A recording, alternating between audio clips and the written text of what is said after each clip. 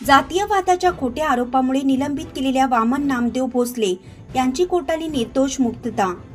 आज भरपाईची मागणी। खडक माळेगाव तालुका निफाड जिल्हा नाशिक पोस्ट खात्यात पोस्ट मास्तर पदावर कार्यरत असलेले वामन नामदेव भोसले यांच्यावर काही जातीयवादी प्रवृत्तीने खोटे आरोप लावून त्यांना निलंबित करण्यात आलं होतं। अनेक वर्ष त्यांच्यावर खोट्या आरोपाची कोर्टात लढाई सुरू होती। अखेर 2025 मध्ये कोर्टाने त्यांना निर्दोष मुक्त केला आहे।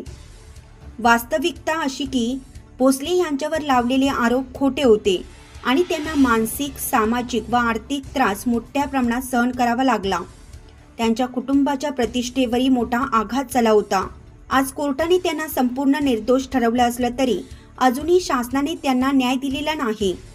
त्यामुळे आता सरकारकडे ठाम मागणी करण्यात येत आहे की त्यांच्या सेवेतून निलंबनाची दखल घेऊन त्यांना पूर्ण पगार व पेन्शन देण्यात यावी व अन्यायासाठी त्यांना भरपाई दिली जावी व पुढे अशा खोट्या जातीयवादी तक्रारी टाळण्यासाठी यंत्रणेत आवश्यक सुधारणा करण्यात याव्यात। या संदर्भात बहुजन क्रांती सेनेचे युवा प्रदेशाध्यक्ष व आई संघटनेचे महाराष्ट्र राज्य सचिव विनोद भाऊ भोसले यांनी वामन भोसले यांची भेट घेतली। त्यांनी सांगितलं की सगळ्यांना क्रांतिकारी जय भीम। मी विनोद भोसले, बहुजन क्रांती सेना युवा प्रदेशाध्यक्ष, त्याचबरोबर आई संघटना महाराष्ट्र राज्याचा सचिव।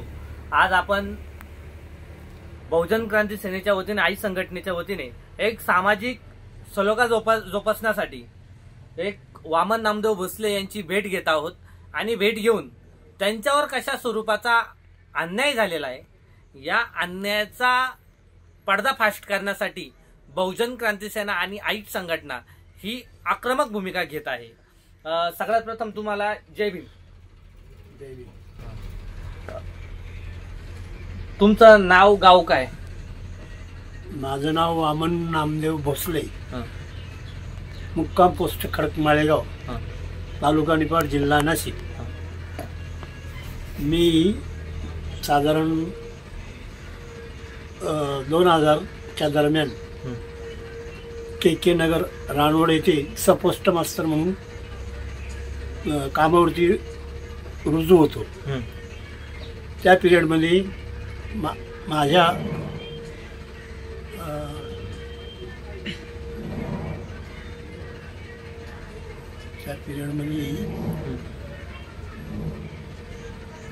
खात्याने माझ्यावरती खोटे नाट्या आरोप करून मला कामावरून काढून टाकले। अच्छा। आणि साधारणतः कोर्टामध्ये हा लढा किती दिवस चालला? साधारण हा कोर्टामध्ये हा लढा जवळजवळ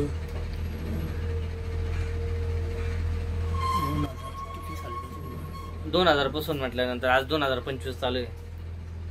त्याच्या अगोदर म्हणजे 98 पासून 98 केस टाकली डिपार्टमेंट। हा, म्हणजे 98 ते 25 म्हणजे आज या घटनेला 27 वर्ष झाले। 25च्या आसपास झाले। हा, 25 वर्ष झाले। म्हणजे 25 वर्षापासून तुम्हाला पेन्शन वगैरे चालू आहे का? नाही, काहीच नाही। शासनाकडून कोर्टाने निकाल कोणाच्या बाजूने दिला? कोर्टाने निकाल माझ्या बाजूने दिला। काय म्हणून दिला? निर्दोष मुक्तता केली त्यांनी। निर्दोष मुक्तता तुमची केली। हो। म्हणजे जे प्रशासनाने, म्हणजे पोस्ट खात्याने तुमच्यावरती जे आरोप लावले होते हे त्यांचे सगळे आरोप फेटाळले आणि निर्दोष मुक्तता तुमची केली। आणि याच्यामध्ये तुम्हाला पेन्शन चालू आहे का? नाही, पेन्शन चालू नाही। तुम्हाला भरपाई भेटली का? काहीच नाही।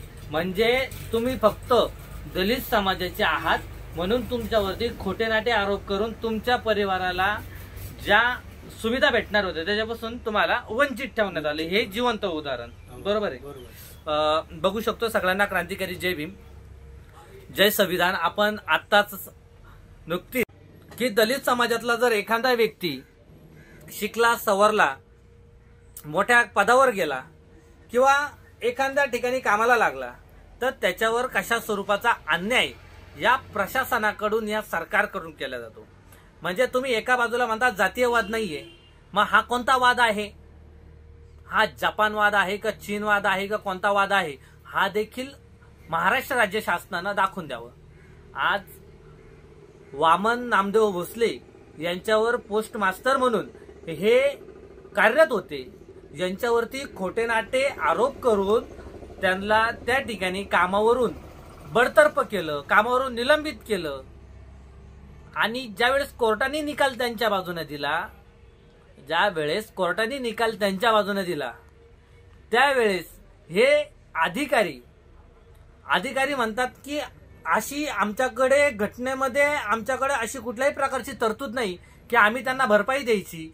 मग ज्या वेळेस यांना निलंबित केलं त्यावेळेस यांच्या परिवारावरती किती बितली असेल, यांची समाजामध्ये किती मानहानी झाली असेल, याचा विचार संबंधित अधिकारी करतो का? नाही करत.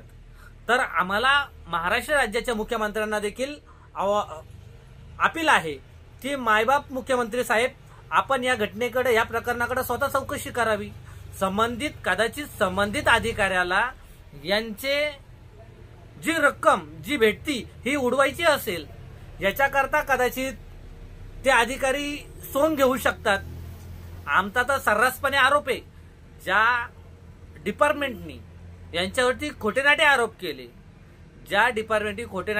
केले, अब्रू नुकसानीचा दावा म्हणून इज्जत भरपाई देखील त्यांना देण्यात यावी, त्यांना पेन्शनही देण्यात यावी.